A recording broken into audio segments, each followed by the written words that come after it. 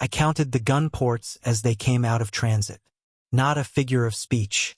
I stood at the observation wall of Andre Reach with my hands behind my back like a woman at a formal review, and I counted, out loud, in the flat voice I use for inventories, because counting is what I do instead of panicking.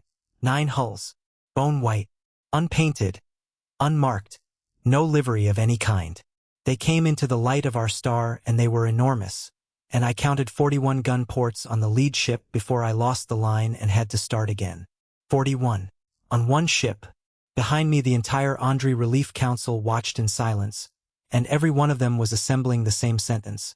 And it was Counselor Ansevale who got there first. Director Anvali, what have you brought into our sky? Because I signed it. That is the operative fact. Not the council, not the directorate, not a committee that can be blamed in the plural. Me. My name, my authority, my request, sent 40 hours earlier to a species we had met exactly twice. Andre Reach requests emergency medical assistance. 61,000 casualties. Our own capacity is exhausted. Please send doctors. And humanity sent that. My hands were shaking on the rail. Ilo saw them shaking and had the grace to study the floor. My name is Sisa Anvali. I am Director of Continuity for the Corin Arc. I am good with numbers. It is the only real talent I have ever had, and I have built an entire career on it. That morning I had 4 numbers badly wrong. How many ships were coming? What was inside them? How long they had been sitting loaded in the dark, waiting? And how many of my people would be alive in 11 days because of it? Andre Reach was an agricultural ring. 340,000 residents living on the interface of a band of orbital farmland, 60 kilometers of green under glass. It exported fruit, produced no news of any kind, ever, which is the highest compliment you can pay a habitat. At 11:20 local, N or hauler in the outer lane came apart across the agricultural spine. 61,000 casualties in under 4 minutes. Hold 2 numbers side by side, because everything that follows lives in the gap between them. 61,000 casualties. 1,400 practitioners. You need to know one thing about my species or none of this will land. At roughly 16 hours of consciousness, the Solari body begins a shutdown that cannot be argued with, delayed, or drugged. Not fatigue.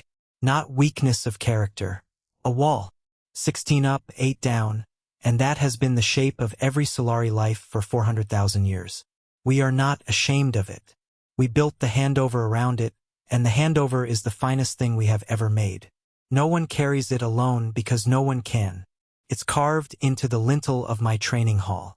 4 years ago, on a station called Ashgrove Shelf, I watched a small human woman stay awake for 74 hours and hold 3,000 people in her head because our beautiful system kept wiping the board.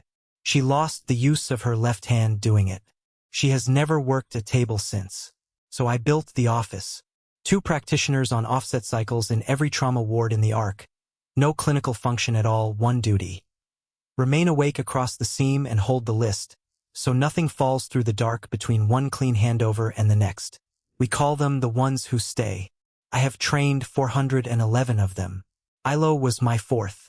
At hour 26, I ran the projection on a bench in the Spine 4 concourse, and Ilo stood at my shoulder while I did it. 22,000 additional dead. Not from wounds we couldn't treat. From weight. 60 hours until the nearest Solari hospital fleet could reach us, and every 8 of those hours the entire ring going dark and coming back up and rebuilding itself from a photograph. Run it again, Ilo said. I ran it 3 times. He didn't argue. He's 23, he's been mine since he was 19, and he has both forearms written on in the small careful script I make them practice with braced wrists. He just stood there for a moment and then said, in the tone of a man testing a floorboard, Director, Clause 4. What about it? Nothing. I read the office charter again last night. He shrugged, embarrassed. There's a 4th clause the directorate added when they adopted it. I don't think anyone's ever used it. I'm fairly sure nobody's read it since it was drafted. It's a scheduling provision. It's not, though. Ilo. Sorry, Director. A pause. There's a 3rd option if you want it. There is not. There's the humans. I did not petition humanity out of vision. I want that on the record, since the record has since acquired a number of decorations it did not earn. I did it because I had run out of every other number, and because I had a personal contact code for a woman who once sat in a bad chair in a garden and named 200 people off her own skin. We had met humanity twice. Both contacts cordial, both brief. We knew 4 things. They were small, they were durable, they did not sleep in any manner we recognized. And this is the phrase from the directorate briefing, and I have never got over how mild it sounded. Organized around conflict to a degree that warrants observation. Nobody explained that sentence. Nobody asked anyone to. I sent the request at hour 29, over the council's objection and above my authority. 40 hours later, 9 warships came out of transit over my agricultural ring. The council convened in 11 minutes, which for the Solari is a riot. Prefect Alan Seru is not a fool and was never a coward, and I need that stated plainly because it would be more convenient if he were either. He put the image on the wall and asked me, evenly, whether that was medical assistance, and when I said I didn't know, he said, "Then let me help you. That is 9 capital vessels with active weapon emissions in the orbit of an unarmed civilian ring. But it was Vale who took it somewhere else. Councillor Ansa Vale was 68 years old. 3 terms on the Relief Council, striping gone silver-white, crest edging worn down to the bone. She stood up in a chamber where nobody stands up. Say the word we are avoiding, she said. Butchers. We have invited butchers into a hospital. Counselor. I have read the same 2 contact briefings you have, Director. 90% of what we know about that species is how it fights. They have no unified government. They have never in their recorded history stopped fighting for longer than a Solari lifetime. And you have opened our sky to 9 of their warships because your arithmetic was distressing. Her voice was absolutely steady. That was the frightening part. You are a scheduler. You have brought a war into a farm. I said, Counselor, your objection is noted. My son is on spine 4. The chamber stopped.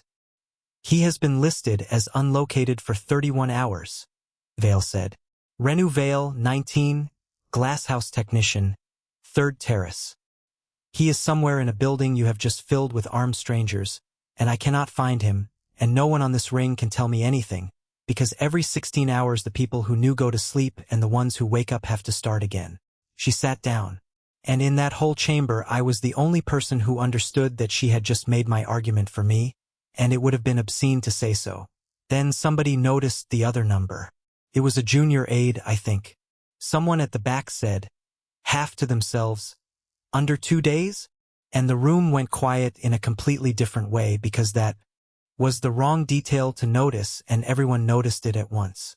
9 capital ships, crewed, provisioned, in transit in under 40 hours. In response to an unexpected distress call from a minor alien administration they barely knew. That is not a response time. That is a readiness posture. They were already loaded, Seru said slowly. Somewhere. Waiting. Vale said, for what? Nobody answered her. We should have thought about it much harder than we did. The lead hull hailed at hour 71. No preamble, no ceremony. A human woman on our wall. 38, deep brown skin, close-cropped black hair, plain cream-white uniform with no decoration on it anywhere except a narrow black band at the left cuff. She had the most restful face I have ever seen on a living creature. Andre Reach, this is Captain Rue Ademola, Terran Medical Escort Group 9. We have your request. We're carrying surgical capacity for 22,000 and 2,900 trauma-rated staff. Where do you want us? Seru said, Captain, your vessels are armed. Yes, sir. You have entered a civilian medical zone under emergency invitation. Enforce. Weapons hot. Yes, sir. Explain that. And Captain Ademola said, with no defensiveness in her at all. Prefect, with respect, you've got about 19,000 people who won't survive the next 60 hours. I'd like to start unloading. We can have the other conversation while I work, or we can have it first. Your call, and I'll abide by it either way. Seru's crest went flat. Unload. Thank you, sir. The channel closed, and the ramps came down. It was a hospital. That is the entire content of the following 4 hours, and I have never once managed to make it sound like less of a shock than it was. The first thing off the lead hull was a modular surgical block the size of a district court, walking itself down the ramp on 11-meter struts and unfolding as it came. Then another. Then 11 more from the second hull. Cold chain. Water reclamation. A blood plant. Something I could not identify at all, which turned out to be a bakery, and which fed 40,000 people for 11 days. 2,900 human medical staff came down those ramps in 90 minutes, and they were working before their boots were off the metal. They were small. That never stopped being strange. They moved through my people like children in a hall of adults, shouting instructions up at Solari nurses who outweighed them 3 times over, and every Solari nurse did exactly what they were told, because within 4 minutes it was extremely clear who knew what they were doing. And above all of it, in a bright sky, 9 bone-white hulls hung in the daylight with their gun ports open. I found Holloway on the 3rd ramp. 4 years had happened to her. 57 now, mostly silver, coming down slowly with one hand on the rail, cream fleet coat open over sage scrubs. Her forearms had gone permanent. Years of marker laid over marker, scrubbed and rewritten so many times the skin had taken a soft gray-brown stain from wrist to elbow, the ghost of every list she'd ever carried, with fresh black names written over the top of the dead ones. Her left hand shook. It is never going to stop. She saw me and said, "Sisa." And then, before I could produce a greeting, 19,000. Is that solid? It's a projection. Whose? Mine. Then it's solid. She shoved the glasses further up into her hair. Worst ward. And who's your continuity? Spine 4. Ilo has it. The kid with the handwriting? He's 23. He's the kid with the handwriting. Already walking. Take me. And Sisa, I'm not cleared for theater. Any station, any flag, permanently. So don't ask me, and don't let anybody hand me anything sharp, because on a bad day I'll take it. Here is what I learned in the 4 hours after that. Humans do not hand over. I knew they had no wall. I had watched one of them go 74 hours. But knowing it about a single extraordinary woman is a different order of thing from watching 2,900 ordinary ones run a hospital. They slept. Of course they slept. They are not machines and they were not heroic about it. But they slept in a rolling overlap, staggered, so that at any given moment some fraction of that hospital was down and the rest of it was still there, holding the thing, and the sleepers came back into a room that had never once stopped knowing what it knew. Continuity was not an office they had to invent after a disaster. It's just what their bodies do. I stood in the door of Spine 4 at hour 80 and watched a human hospital pass through what would have been our 3rd handover, and nothing happened. Nothing at all. The shift changed and the ward did not notice. I had built 411 people to imitate, badly, what these creatures do by accident. But the guns. Nobody would talk about the guns. I asked 6 human staff in the first day and got 6 versions of the same non-answer, all courteous, none of them evasive in any way I could put a finger on. That's a fleet question, ma'am. Above me, sorry. Captain Ademola's your person. Honestly? You want someone who writes doctrine. I just do chests. And one nurse, a man of about 50 with forearms like cable, who stopped and actually thought about it and said, "It's not a secret, Director. It's just not a nice thing to say to somebody in the middle of the worst week of their life. I would prefer to be told." "Yeah," he said. "People always do." And he went back to work. I saw Vale twice in those 2 days. The first time she was walking the Terran forward blocks with a printed roster in her hand. Printed on physical stock because she had stopped trusting anything that lived on a board that got rebuilt every 8 hours. She was going bed to bed. 68 years old, 3 terms on the Relief Council, checking faces one at a time in a building holding 61,000 people. The second time, a human nurse tried to help her. He was perhaps 25. He asked, politely, who she was looking for, and said he could run the name through the Terran intake registry, which had never been wiped since the ramps came down and could return an answer in about 4 seconds. And Counselor Ansa Vale said, "Take your hands off my roster. You should not be in this system. If my son is dead, I will not have him found by a butcher." The nurse said, "Yes, ma'am." He stepped back. He did not look injured or offended. He looked at her the way you look at weather. Then he said, "The registry's open at any terminal, ma'am. You don't need me for it. It's the green one." And he went back to work too. I have thought about that exchange more than almost anything else in this account. Not because it was noble, because he simply had no interest whatsoever in whether she was grateful. Saru issued the disarmament order at hour 94. I had known it was coming. He'd spent 2 days watching bone-white hulls hang over a civilian ring with their ports open, and fielding demands from 3 neighboring administrations who wanted to know why the Solari had admitted a foreign war fleet into an unarmed system. Vale drafted it. She read it into the record herself. 3 lines. Terran Medical Escort Group 9 would place all weapon systems in a certified cold state within 6 hours, submit to inspection, and surrender fire authority to the Andre Relief Council for the duration of their stay. Or leave. I carried it to the concourse personally because it was my signature that had brought them, and I was not going to send Ilo to do it. Ademila read it standing, in about 9 seconds, in the middle of a bright hall full of Solari wounded with human surgeons moving between the beds. She handed it back. "No, Captain. I'll say it in full, so your record's clean." She folded her hands behind her back. Escort Group 9 does not go cold in a foreign system. Escort Group 9 does not transfer fire authority to a body that cannot hold it continuously.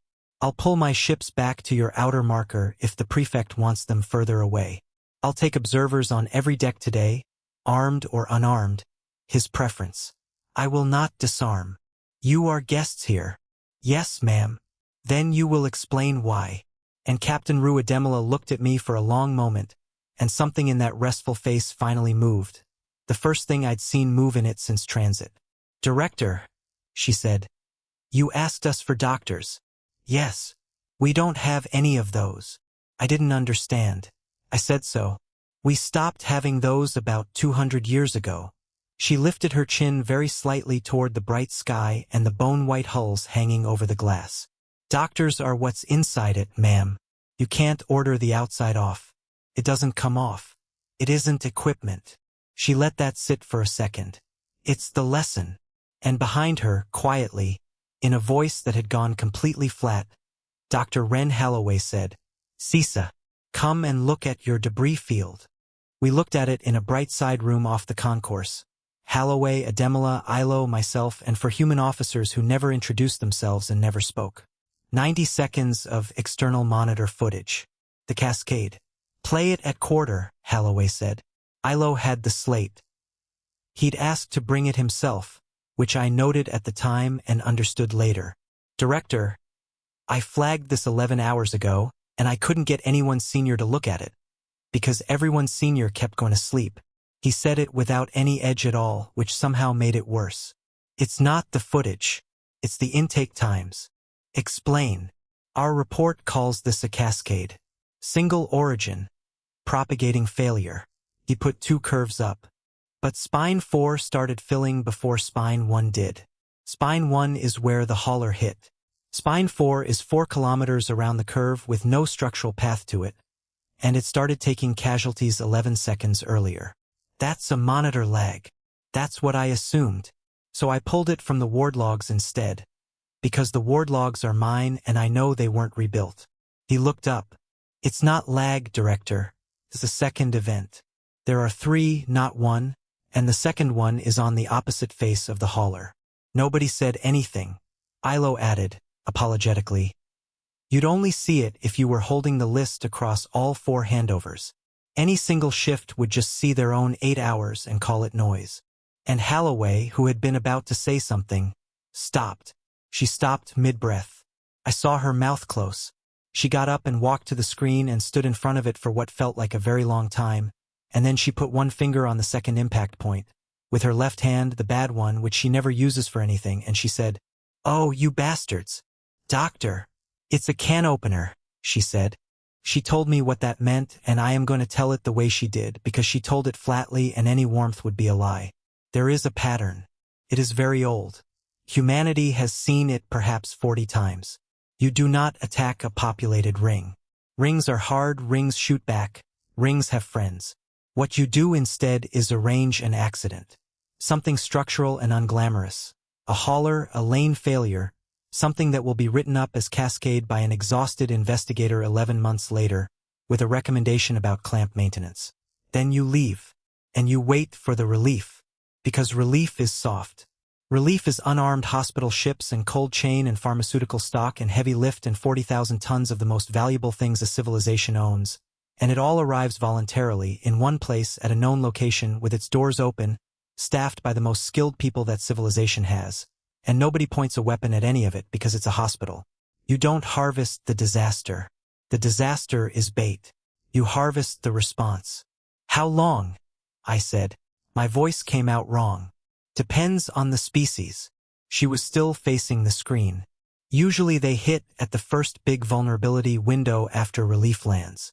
Most people, that's around 140 hours, when the first responders are burned through and the second wave hasn't come up yet. And for us? She turned around. For you it's every 16 hours, she said. Sisa, your entire species goes unconscious on a published, predictable, civically administered schedule. Anyone with a copy of your medical rota knows exactly when your leadership stops existing. You are the softest target in this arm of the galaxy and nobody has ever told you, because the only people who'd notice are the ones who'd want to use it. I sat down. Ilo said very quietly, Director, the outer lane monitors have a gap. Hours 62 to 70. Show me. There's nothing to show. That's the gap. Ademala said, That's them arriving. Now ask me about the guns, Holloway said. Ren. No. Ask me properly. You've been asking my staff for 2 days and they've been ducking you because they're decent people and it is a cruel thing to explain to someone who's just been bereaved 61,000 times. She sat down across from me and laid her shaking left hand flat on the table, which is what she does with it. Ask me why every human medical hull carries guns. Why do your hospital ships carry weapons? Because our hospital ships without weapons all got destroyed, she said. The room was very quiet. We had the identical instinct you have. Exactly the same one. You mark the hospital so nobody hits it. That's the civilized move. That's the good move. Her mouth did something that wasn't a smile. We painted symbols on them you could read from orbit. Red crosses, red crescents, a dozen others over the centuries. And it turns out that when you paint an enormous unmissable emblem on the one ship in the formation that cannot shoot back, you have not created a sanctuary. Then what have you created? A targeting aid. She looked at her own forearms then. She does that without knowing.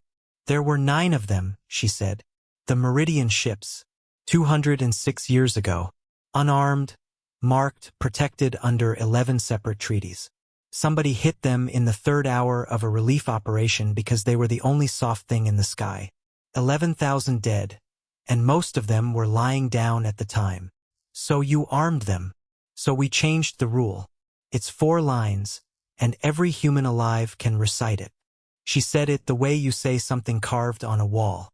Humanity does not send healers where it cannot protect them. No unarmed relief. No unescorted hospital. No marked hull. If we come to help you, we come in something that can fight, and we do not go cold, and we do not hand fire authority to anyone. Not our own governments. Not our treaty bodies. A small shrug. And I'm sorry, Sisa, but definitely not to a council that stops existing every 16 hours. Saru will read that as contempt. I know. Vale will read it as proof. I know that too. It's the opposite of contempt, and I've never once been able to explain that in the first week. Holloway leaned forward. Sisa, we were already loaded. 9 hulls, crewed, provisioned, 40 hours from a cold start. Your prefect noticed it, your council noticed it, and every one of you decided not to say the obvious thing out loud. Which is what? That we keep them like that. Permanently. Fully crewed, on rotation, at ruinous expense, forever generating nothing. On the assumption that somewhere out there somebody is going to have a very bad day and ask. She stood. You asked us for doctors, she said. This is what a doctor looks like after our history. The alert came at hour 108. Perimeter buoy, outer lane. One contact our system could not classify. Then 11 more behind it, opening into a shape Ademala named in about a second and a half. "That's a harvest line," she said. "Director, what's the time?" I looked at the ring clock, and every number I had ever trusted turned over in my stomach at once. "Fourth cycle," I said. "The council goes down in 40 minutes. 40 minutes is a very specific length of time to watch a government fall asleep on schedule." Saru convened the instant the alert cleared. He read the Terran assessment properly and asked 3 intelligent questions, and by the third his crest had already begun to lower the way ours do at the edge of the wall. "The Terran group will withdraw to the outer marker," he said. "Prefect. They will withdraw, Solari system defense will be requested from Corrin, the ring will seal, and we will manage this as a sovereign matter. Corrin defense is 51 hours out. Then we hold for 51 hours. We cannot hold anything." My voice went up. I have never raised my voice in a council chamber before or since. "Prefect, in 30 minutes you will be unconscious. So will every senior officer on this ring. They have timed this to our cycle. They know when we sleep because we publish it in the rota." And Vale said, "Or they are here because you invited them." I turned on her. 12 hulls, counselor. 12 hulls that arrived 4 days after 9 of theirs. She was swaying very slightly and did not know it. "You are asking this chamber to accept, on the word of the armed strangers themselves, that the armed strangers are the only thing standing between us and a second attack. Director, that is the oldest sentence in the history of occupation. And the terrible thing, the thing I have never been able to argue away in 3 years, is that she was reasoning correctly. From what she had, with a son missing on Spine 4 and 9 warships over her farm, that was the right conclusion. She was simply wrong." "Director Anvali," Saru said, "you have exceeded your authority once this week and it brought a war fleet into my orbit. You will not do it twice. Withdraw them." And then Prefect Alan Saru hit the wall, and so did Councillor Ansa Vale, and so did the entire Andre Relief Council, exactly on schedule, exactly as every Solari has for 400,000 years. Aides caught them. It's very orderly. We're extremely good at it. The chamber emptied in 6 minutes. I stood in it alone and looked at the empty chairs. Here is what Ilo had been trying to tell me on a bench 30 hours earlier. When the Directorate adopted my office across the Arc, they hit a problem I had never thought about. If a continuity officer holds the ward across the dark, and something happens in the dark, who decides? So they gave the office a clause. It's the 4th one. Nobody had ever used it. It exists because a committee could not construct a reason to leave it out. Where all superior authority is within a sleep interval, the officer of continuity holds operational authority for the duration of that interval, and may not be overruled retroactively for decisions taken within it. I wrote the office. The Directorate wrote the clause. A boy of 23 read it the night before he needed it. And on the 4th dark cycle at Andre Reach, with 61,000 wounded under glass and 12 harvest hulls inbound, the only person legally awake and in command of anything at all was me. I opened a channel to the lead hull. "Captain Ademala. Director, do you have the prefect's withdrawal order in front of you?" "I do. Is it lawful?" A pause. "On its face, ma'am. Yes." "Then disregard it," I said. "Under Continuity Directorate Clause 4 I hold operational authority on this ring for the next 7 hours and 50 minutes, and I am not delegating it. Escort Group 9 remains on station. You will not go cold. You have fire authority in defense of this ring and every person on it, at your discretion, effective now." Silence. Then, "Say it again for the log, Director. All of it. Slowly." I said it again. Slowly. Every word. "Understood. Escort Group 9 acknowledges." A beat. "Director, go and stand somewhere with a window." Took 9 minutes. I need you to sit with how short that is. I had spent my life being told by every instinct my species owns that violence is long, that war is a season, a siege a generation. 9 minutes is not a battle. 9 minutes is a procedure. The harvest line came in on the outer lane in exactly the shape Halloway had drawn. Spread wide, slow, doors open, unhurried. The posture of people arriving at a warehouse. The Terran group did not move to meet them. That surprised me more than anything else. They held their shell around the ring, bone-white in the daylight, and let the line come all the way in. Then all 9 fired at once. From the ground it was not dramatic, and that is the part nobody believes when I tell it. There was no sound. There was a series of very fine white lines drawn across a very bright sky, there and gone, and a scatter of small hard flashes far out on the lane like sun catching a window. 4 of the 12 went dark in the first pass.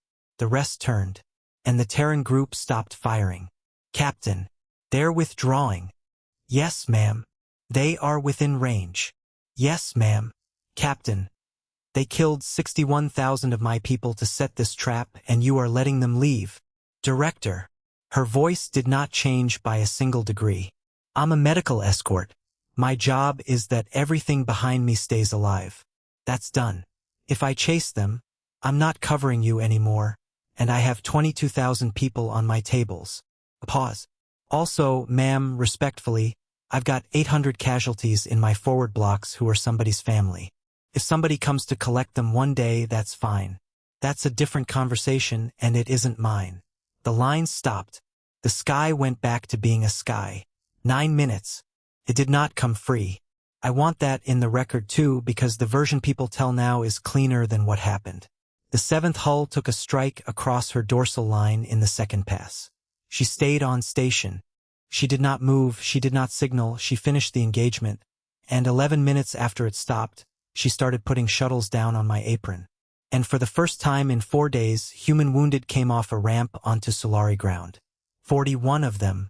Burns, mostly, and decompression. Small bodies on stretchers built for people twice their size. Breathing masks that didn't fit properly. Cream fleet coats folded under their heads because nobody had human-sized blankets on Andre Reach. My people took them. I stood in the door of Spine 4 and watched Solari nurses, who 4 days earlier had never seen a human being, kneel down on the floor because the stretchers were too low for them, and work on people the size of children, and swear in the old dialect when the equipment wouldn't scale. Holloway was in that room. She could not touch a single one of them. Not permitted. Not cleared on any station under any flag permanently because of what her hands had cost her 4 years earlier on a different ring in a different disaster. So she stood at the end of the bay with her arms folded and her bad hand tucked under her elbow. And she read names off the intake board out loud, over and over, so the Solari staff would say them correctly. Ilo wrote all 41 on his forearm. Nobody asked him to. The council came up at hour 116. Saru read the log standing in the bright concourse, with the wreckage of the harvest line still on the outer lane monitors and 22,000 of his people alive in Terran surgical blocks around him. Vale did not read it. "No," she said. "Counselor. No. This is a log written by an armed foreign power and countersigned by the official who invited them, describing an attack that only they detected, conducted at a moment when no Solari in this system was conscious to witness it." Her voice was rising, and it was the first time I had ever heard it do that. "You have nothing. You have their word and their gun came. All right." And in that gap this woman, a scheduler, used a clause in a scheduling charter to hand fire authority over a Solari ring to a foreign fleet, in defiance of a lawful order from this chamber. She turned to face the whole concourse. "I move for the immediate suspension of Director Anvali and a full inquiry into every," and behind her, the doors of the Terran forward block opened. 2 human orderlies came out with a cot, moving at the unhurried pace of people transferring a stable patient, and on it was a Solari male, 19 years old, left leg braced from hip to ankle, upper body wrapped, awake. The taller orderly checked his slate and said, in carefully rehearsed Solari, to nobody in particular, "Vale. Renu. Transfer to Solari Ward. Spine 4. The chamber did not make a sound. Ansa Vale turned around very slowly, the way you do when you are certain you have misheard something and equally certain that you have not. Ilo stepped forward. He had his forearm out. He didn't need it, I have never once seen him need it, but he held it out anyway because he is careful and because in front of 100 people he was not going to get a name wrong. "Renu Vale," he said. 19. 3rd Terrace glasshouse technician. He came in at hour 91 with a crush injury to the left side and a partial from a strut. He was downgraded twice at handover because his numbers looked good and his numbers were lying. I flagged him and I held him across 2 dark cycles because I couldn't get anyone senior to look, and at hour 96 a human surgical team took him on my flag alone. He looked up. "Counselor," Ilo said. "That was during the 6 hours you were voting to expel them." I watched a woman of 68, 3 terms on the Relief Council, hold on to the back of a chair with both hands. She did not apologize. I want to be clear about that because she has been very badly misquoted since. Ansa Vale has never apologized to me and I have never wanted her to. What she did was walk the length of that concourse without saying anything to anyone, and stand next to her son's cot for about 90 seconds, and then come back. And she said to Saru, in a voice like gravel, "Withdraw my motion. Counselor. Withdraw it and then draft the doctrine and put my name on it first, above hers, because mine is the one that will actually convince the other administrations." Her crest was completely flat. I called them butchers in this chamber on the record. Every hostile parliament in this arc will quote me for the next 20 years. Let them quote the rest of it too. Saru looked at her for a long moment. Then he turned to me and asked the only question that mattered. "If I had been awake," he said, "I would have withdrawn them." "Yes. Yes, Prefect. And every person in this hall would be cargo." "Yes, Prefect." He was silent for a while. Then he took the withdrawal order out of his robe. He had carried it into sleep with him, which is a thing our people do, and he put it in my hands. "Director Anvali, draft the doctrine. I will sign it before I sleep again." That was 3 years ago. The Solari do not have hospital ships anymore. We have escorts, and the doctors are inside them, and every hull is unmarked and unpainted and does not go cold in a foreign system. 3 neighboring administrations called it militarization. 2 of them have since adopted it. The 3rd has not had its bad day yet. The harvest pattern has been identified 11 more times across the arc and stopped 9.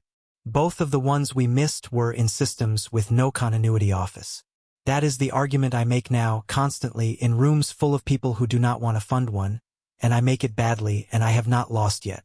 Clause 4 has been invoked 41 times. I read every report. Most are nothing, a transfer, a supply release, a decision that could have waited 8 hours. For we're not nothing. Ilo runs the Andre Reach office. He is 26. He trains his intake exactly the way I trained him, which is to say badly, with a marker, wrists braced, because it takes longer that way, and it should. Counselor Ansa Vale became the single most aggressive advocate for the doctrine in 3 administrations, and is completely unbearable about it, and has never once in 3 years thanked a human being out loud for anything. She does not have to. She has spent 3 years making the case in rooms I will never be invited into. Her name is above mine on the instrument exactly as she demanded, and that is why it passed. Captain Rua Demila is still on rotation. She writes once a year. Her letters are 4 lines long and I have kept every one. Wren Halloway retired last spring at 60, with a left hand that has not been still since Ashgrove Shelf. They asked her to speak at the ceremony and she declined, and then changed her mind, and stood up and said 1 sentence and sat down. She said, "Send the ships loaded, and don't wait to be asked twice. I am good with numbers. That has always been the only real talent I have. Ask me for any figure in this account and I will give it to you without checking. 61,000. 22,000. 9 hulls, 41 ports, 12 harvest hulls, 9 minutes, 41 human wounded on my apron. But the first thing I say to every new intake is not a number. Renu Vale is 22 now. He grows fruit under glass on a ring that should not still exist. I say his name at the start of every course, and then I say the other 306 that Ilo carried across the dark that week, and it takes 11 minutes, and I do not shorten it and I never will. Somebody has to remember. A human woman taught us that, at a cost she is still paying. And somebody has to be able to protect the one who's remembering. That one we had to be taught twice. We asked humanity for doctors. They sent 9 warships and we called it contempt, and it was the most careful thing anyone has ever done for us. They had been holding those ships loaded in the dark for years, waiting for somebody to ask.